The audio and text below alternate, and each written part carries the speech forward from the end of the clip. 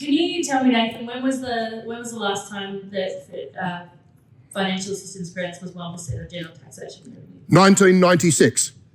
There you go. It was back in the 70s. 1996. When it was introduced. Not 1996? It was back in the 70s. It's substantially changed over time because general taxation revenue has increased, as has financial assistance grants. I mean, the tax take in the 70s or the 90s is substantially different than it is now.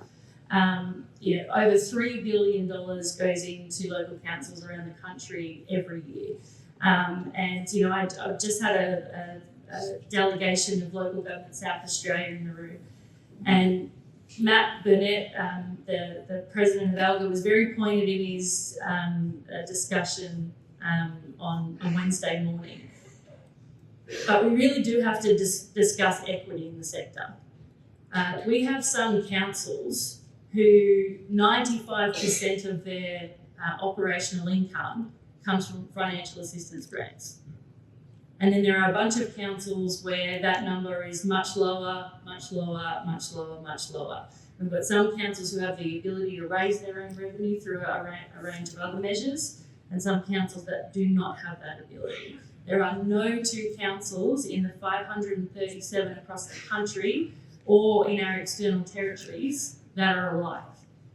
They each have different industry, different demographics, different area that they cover.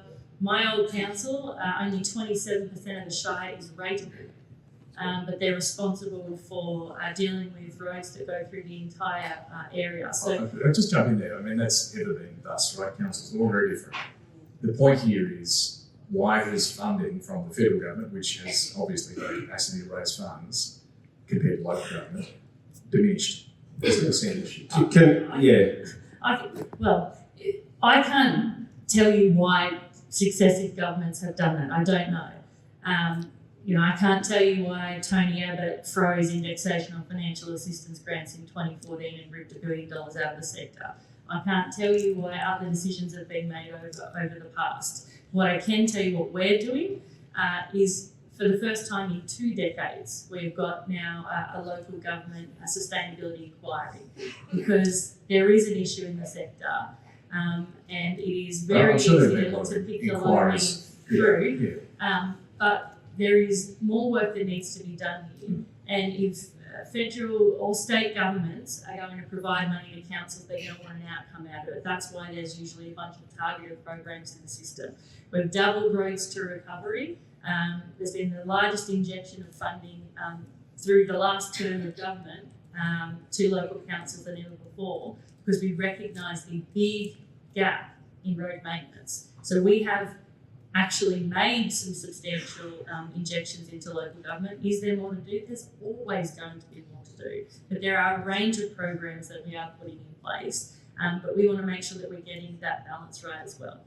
Okay, did anyone else want to add on this? Because you acknowledge that some councils, a lot of councils are underfunded.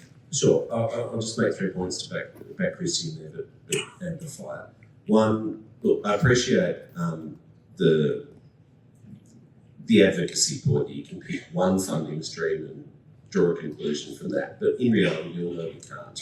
You know, with your own budgets, if someone from the community comes in and picks one line item and says, therefore, that's the whole total of the budget analysis, it's not accurate, it's not honest. It's a pretty big line item though. Sure. Let's be honest. And Kristy just observed that literally we doubled from 1 billion to 2 billion the roads to recovery funding 3 years ago.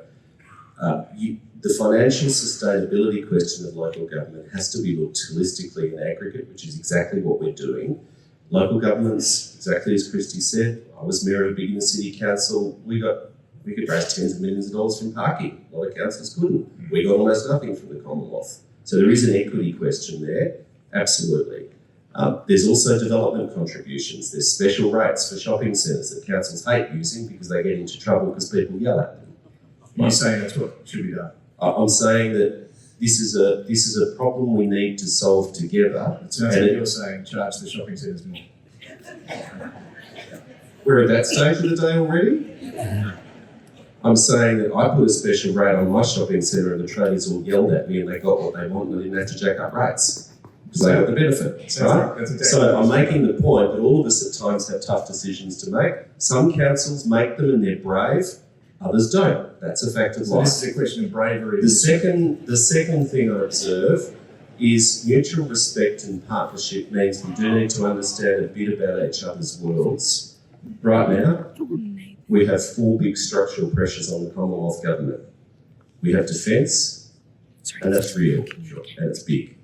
And you know that because you talk about it all the time. No, I know. We have health, we have an ageing population, and we have the NDIS, which we need to reform with the states. Understand. So just to be clear on your position to this room is show some courage, charge your constituents more, don't come knocking on our door because we've got all these other spending pressures. No, that's not what I said. That's your interpretation. Very nice, well done. What I'm saying, it's an honest conversation. What I'm saying is absolutely, but if we're going to be serious about entering a dialogue about local government financial sustainability, Kristy talked about out-of-the-box solutions. I just gave a couple that some councils can do, some can't. So all of us have to take a bit of shared responsibility in a financial sustainability review. What can you bring to the table? What can we bring to the table? And sure, it might be the big checkbook. I appreciate that. We have done a big checkbook on some other things that are not part of the financial assistance grant line item, that's all. Okay. Thank you.